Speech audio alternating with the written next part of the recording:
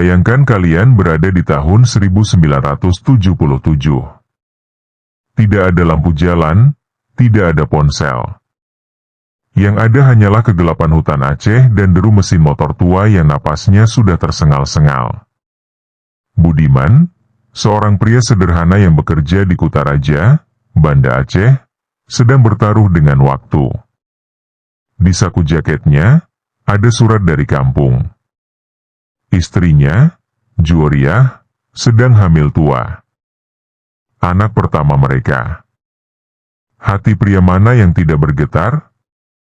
Dia ingin memberikan kejutan, sebuah sepeda motor butut hasil keringatnya bertahun-tahun.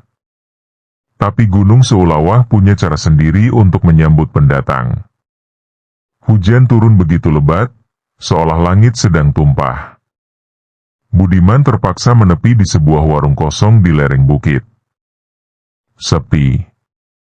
Hanya ada suara petir yang menggelegar dan aroma tanah basah yang menusuk.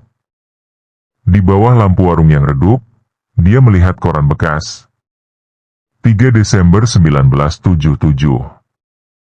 Budiman menghela napas, dia sudah terlambat 3 hari dari perkiraan. Jam di tangan Budiman menunjukkan pukul 2.30 dini hari. Waktu di mana dunia manusia seharusnya terlelap, dan dunia lain mulai menggeliat. Budiman masih berjongkok di samping motor tuanya. Tangannya yang berlepotan oli dan lumpur berusaha keras menggosok kepala busi dengan kain lap kering yang tersisa. Dia menggerutu dalam hati. Hujan di kawasan Gunung Seulawah ini bukan hujan biasa.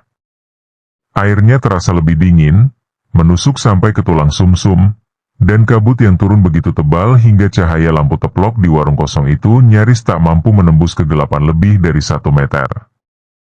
Suasana di sekitar warung itu mati. Hanya ada suara gemuruh air yang menghantam atap seng warung dan gesekan dahan-dahan pohon besar di hutan sekelilingnya. Budiman merasa dia adalah satu-satunya manusia hidup di radius 10 kilometer. Saat sedang fokus meniup busi, tiba-tiba bulu kuduk di tengkuk Budiman meremang. Bukan karena dingin, tapi karena sebuah perasaan aneh seolah ada sepasang mata yang sedang mengawasinya dari balik tirai hujan. Perlahan, Budiman mengangkat kepalanya. Matanya menyipit, mencoba menembus pekatnya malam. Di sana, di batas antara cahaya lampu teplok dan kegelapan hutan, sesosok manusia berdiri. Budiman terlonjak kaget. Kunci busi di tangannya hampir terlepas. Dia tidak mendengar suara langkah kaki, tidak mendengar deru kendaraan lain. Sosok itu muncul begitu saja, seolah terlahir dari gumpalan kabut. Itu seorang wanita. Dia berdiri diam, membiarkan hujan deras mengguyur tubuhnya. Budiman menelan ludah. Logikanya berusaha bekerja keras. Siapa wanita ini? Pakaiannya sungguh tidak lazim untuk perjalanan jauh, apalagi di tengah hutan.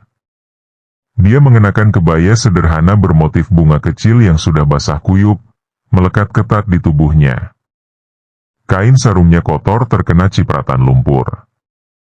Rambutnya yang panjang dan hitam lepek menempel di pipi dan lehernya. Tapi ada satu hal yang membuat Budiman merasa ganjil. Meski basah kuyup dan berdiri di tengah badai, wanita itu tenang. Dia tidak menggigil kedinginan seperti layaknya orang normal.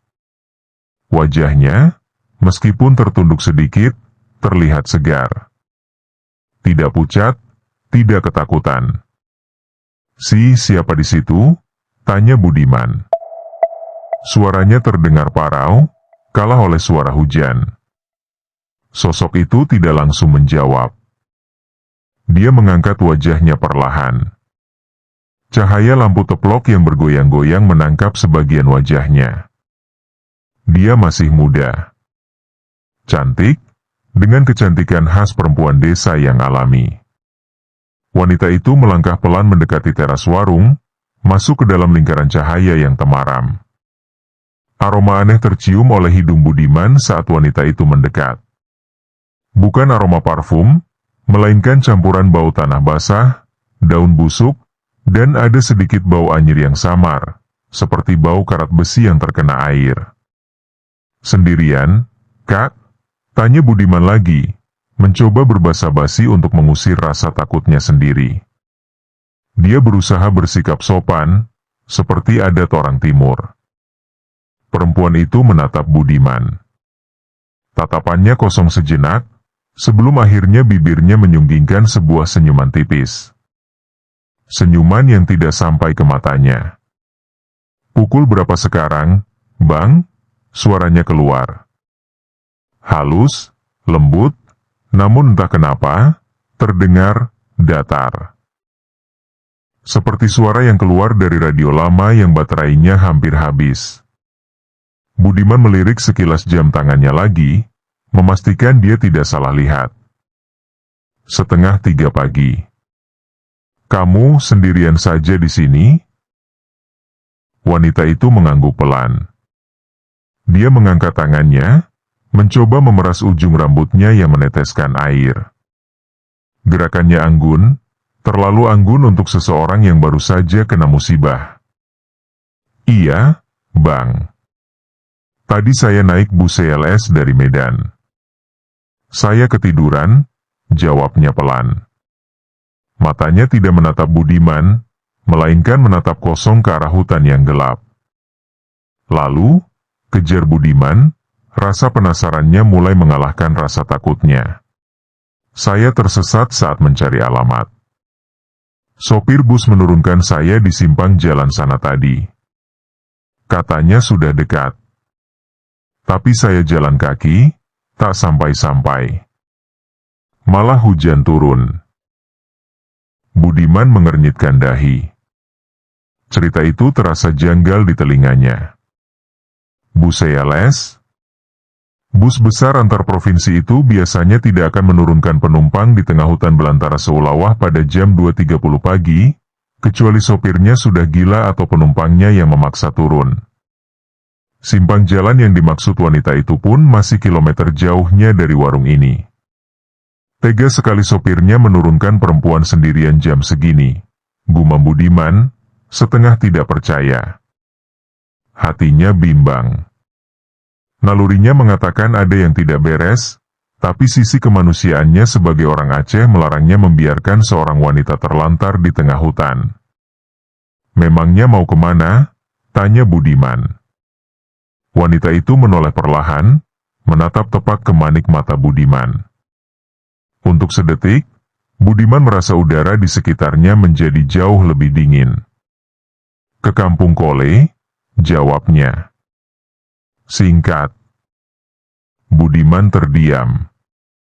Kampung Kole. Dia tahu nama tempat itu. Sebuah dusun kecil terpencil yang berada di sebuah ceruk lembah, jauh dari jalan raya. Jalan ke sana curam dan berbatu. Jarang ada orang yang mau ke sana malam hari, bahkan penduduk aslinya sekalipun. Budiman menarik napas panjang, mencoba menenangkan detak jantungnya yang tiba-tiba berpacu lebih cepat. Dia menatap motor tuanya, lalu menatap wanita yang basah kuyup itu. "Ya sudah," kata Budiman akhirnya, menyerah pada rasa ibanya. "Tunggu sebentar. Kalau motor saya ini sudah sehat, biar saya antar. Kebetulan itu satu arah dengan kampung saya. Tak jauh dari situ." Wanita itu kembali tersenyum. Kali ini senyumnya sedikit lebih lebar, memperlihatkan deretan giginya yang putih. "Terima kasih, Bang," ucapnya. Budiman kembali berjongkok, memasang busi motornya dengan tangan yang sedikit gemetar. Dia tidak melihat bahwa di belakang punggungnya, wanita itu masih berdiri tegak, menatap tengkuk Budiman dengan tatapan yang lapar. Dan di tengah deru hujan malam itu, tidak ada yang menyadari bahwa itu adalah awal dari sebuah petaka yang akan dibawa pulang oleh Budiman. Mesin motor akhirnya hidup. Budiman meminta Siti naik. Selama perjalanan, Budiman merasakan sesuatu yang ganjil. Motor tuanya yang biasanya berat, kini terasa sangat ringan, seolah dia membonceng kapas. Tapi anehnya, mesin motornya justru menderu keras, seperti sedang mengangkut beban bertonton. Hujan reda, menyisakan kabut tebal di sepanjang jalan Gunung Seulawah. Siti tidak banyak bicara.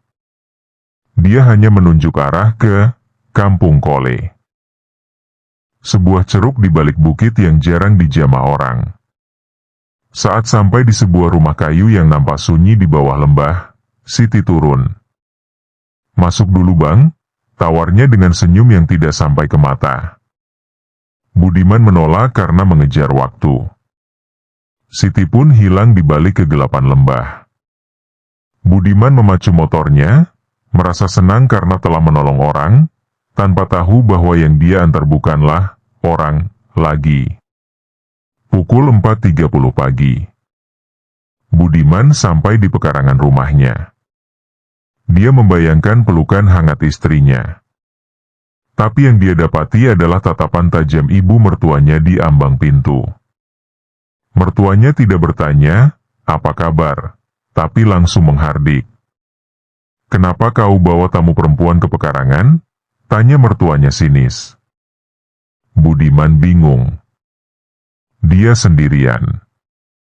Tapi mertuanya bersikeras melihat ada sosok wanita yang berdiri di dekat motor Budiman. Terjadi perdebatan kecil yang aneh. Budiman merasa mertuanya hanya lelah, sementara mertuanya merasa Budiman sudah main gila di kota. Ketegangan di dalam rumah meningkat, udara terasa sangat pengap, padahal fajar baru saja menyingsing. Suasana berubah menjadi horor saat Juwariah, sang istri, tiba-tiba terbangun dengan teriakan yang bukan suara manusia. Matanya melotot, tubuhnya melengkung tidak wajar. Dia bukan lagi Juwariah yang lembut. "Aku mau makan gulai kambing bulu 1000, teriaknya sambil tertawa melengking. Dukun beranak yang ada di sana ketakutan. Mak Ipah, sang asisten, lehernya dicekik oleh Juwariah dengan kekuatan yang luar biasa. Anak di dalam kandungannya seolah terkunci, tidak mau keluar. Di tengah kekacauan itu, Syaman Maun dipanggil. Seorang ahli spiritual yang paham seluk-beluk makhluk halus di tanah Aceh. Syaman Maun masuk, aromanya berubah menjadi bau kemenyan yang tajam. Dia tahu, yang ada di depan matanya bukanlah istrinya Budiman, melainkan penumpang yang dibawa Budiman dari Gunung Seulawah. Isem zat isem sifat saboh ayat kuramat isem. Syaman Maun mulai berdialog dengan arwah itu. Terungkaplah nama aslinya, Kat Siti. Sosok yang mati di jurang Gunung Seulawah dan merasa nyaman mengikuti Budiman karena motor barunya. Kat Siti tidak mau keluar, dia mengaku mencintai Budiman. Ruangan itu bergetar. Syaman Maun menyemburkan peusumah putih. Juwariah meronta, berteriak kesakitan sampai akhirnya sosok hitam keluar dari tubuhnya. Juwariah lemas, namun saat itulah perjuangan hidup dan mati dimulai. Bayinya lahir. Seorang bayi laki-laki yang sehat, Banta muda namanya. Tapi teman-teman, takdir Tuhan tidak ada yang tahu. 2 jam setelah melahirkan, dengan senyum tipis menatap Budiman dan motor yang menjadi hadiah itu, Juwariah menghembuskan napas terakhirnya. Budiman menangis meraung. Kejutan yang dia siapkan menjadi duka yang tak berujung. Dia pulang membawa nyawa baru, tapi harus kehilangan nyawa yang paling dia cintai karena tumpangan maut di malam hujan itu. Teman-teman, dari kisah Budiman ini kita belajar satu hal yang sangat pahit. Niat baik tidak selalu berujung manis. Budiman adalah orang jujur yang hanya ingin menolong. Namun di dunia yang bersinggungan dengan dimensi lain, ketidaktahuan bisa menjadi celah bagi petaka. Kehilangan Juwariah adalah luka yang tidak akan pernah sembuh bagi Budiman, meskipun Banta muda hadir sebagai pelipur lara. Ini mengingatkan kita untuk selalu waspada dan selalu membentengi diri dengan doa, dimanapun kita berada. Karena terkadang, penumpang yang kita bawa dalam hidup bukan hanya berupa manusia, tapi juga beban masa lalu atau energi gelap yang tidak sengaja kita undang masuk. Jangan lupa pencet like, subscribe, dan tinggalkan komentar kalian. See you next video.